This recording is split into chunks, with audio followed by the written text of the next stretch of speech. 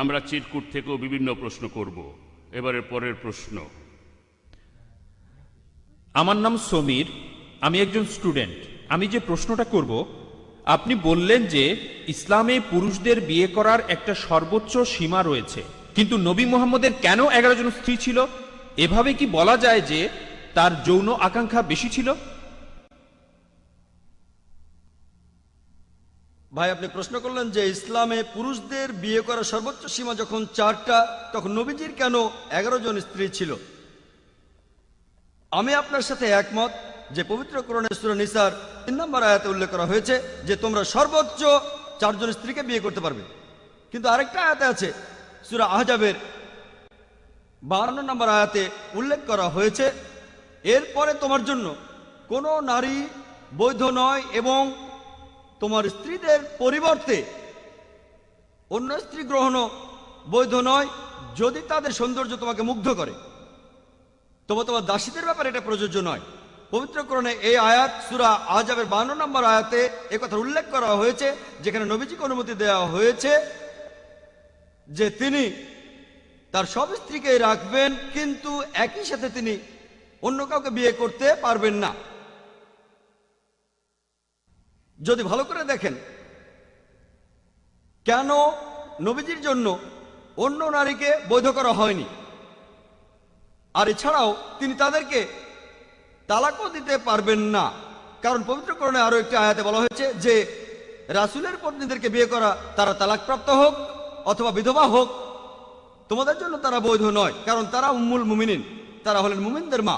তাহলে কেউ নবীজির স্ত্রীদের বিয়ে করতে পারবে না, আর এছাড়াও নবীজি তালাকও দিতে পারবেন না।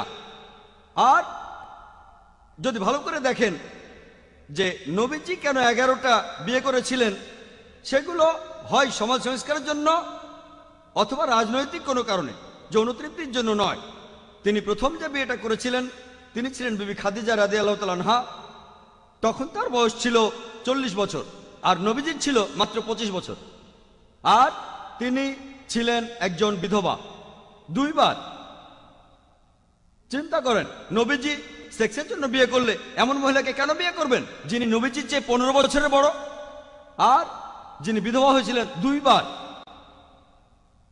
যদি ভালো করে দেখেন, যতদিন বিবি খাদিজা রাদিয়াল্লাহু তাআলা আনহা তিনি যতদিন বেঁচে ছিলেন, নবীজি ততদিন অন্য কোনো মহিলাকে বিয়ে করেননি। যখন তার বয়স 50, তখন বিবি খাদিজা রাদিয়াল্লাহু তাআলা আনহা মারা গেলেন। নবীজি 53 বছর বয়স থেকে 56 বছরের মধ্যে অন্যান্য স্ত্রীদের বিয়ে করেছিলেন। যদি তার যৌন আকাঙ্ক্ষা বেশি থাকতো তাহলে বিয়েগুলো তরুণ বয়সেই করতেন।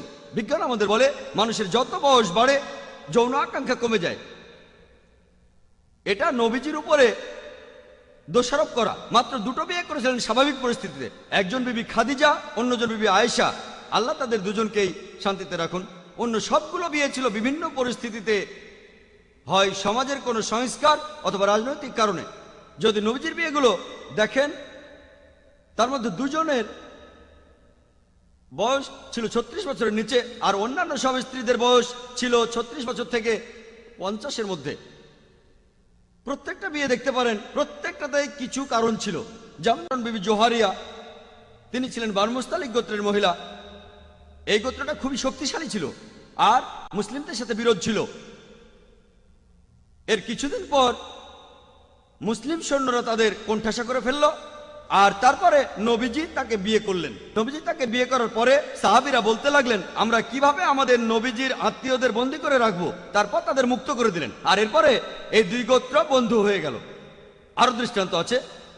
যখন নবীজি বিয়ে করলেন বিবি মাইমুনা রাদিয়াল্লাহু তাআলা আনহাকে, যিনি ছিলেন নাজাদ গোত্রের সর্দারের স্ত্রীর বোন, এই গোত্রের লোকেরা 70 জন মুসলমানকে তখন হত্যা করেছিল। আর মুহাম্মদ সাল্লাল্লাহু আলাইহি সাল্লাম যখন তাকে বিয়ে করলেন, নাজাদ গোত্র তখন মদিনার নেতৃত্ব মেনে নিল, আর নবীজিকেও তাদের নেতা হিসেবে মেনে নিল। নবীজির এইসব বিয়েগুলোর পেছনে ছিল কোনো রাজনৈতিক কারণ বা সামাজিক সংস্কার। বিয়ে করেছিলেন উম্মে হাবিবাকে, যিনি ছিলেন তখনকার মক্কার সর্দার আবু সুফিয়ানের মেয়ে। আর এই বিয়ে মক্কা বিজয়ের সময়কালে বেশ গুরুত্বপূর্ণ ভূমিকা পালন করেছিল। এছাড়াও আছেন বিবি সাফিয়া রাদিয়াল্লাহু তাআলা আনহা। তিনি ছিলেন একজন শক্তিশালী ইহুদি নেতার মেয়ে। বিয়ের পর ইহুদিদের সাথে মুসলমানদের সম্পর্ক ভালো হয়ে গিয়েছিল। এভাবে দেখবেন যে সবগুলো বিয়েতেই কোনো ভালো কারণ ছিল। বিয়ে করেছিলেন হযরত ওমরের মেয়ে হাফসা রাদিয়াল্লাহু তাআলা আনহাকে, যাতে করে সাহাবীদের সাথে তার সম্পর্ক মজবুত হয়। আর সামাজিক কারণে তিনি একজন তালাকপ্রাপ্তা মহিলাকে বিয়ে করেছিলেন। তিনি হলেন বিবি জায়নাব। তিনি যখন তালাক পেলেন, নবীজি তাকে বিয়ে করলেন। সবগুলো বিয়ের পেছনেই ছিল রাজনৈতিক কারণ ও সমাজ সংস্কার। তিনি যে বিয়েগুলো করেছিলেন সেগুলো ছিল মানুষের ভালোর জন্য, ভালো সম্পর্কের জন্য, যৌন তৃপ্তির জন্য নয়। আশা করি উত্তরটা পেয়েছেন। এবারে মহিলাদের মধ্য থেকে আমার নাম হাসিনা। আমি আইনের একজন ছাত্রী। আমি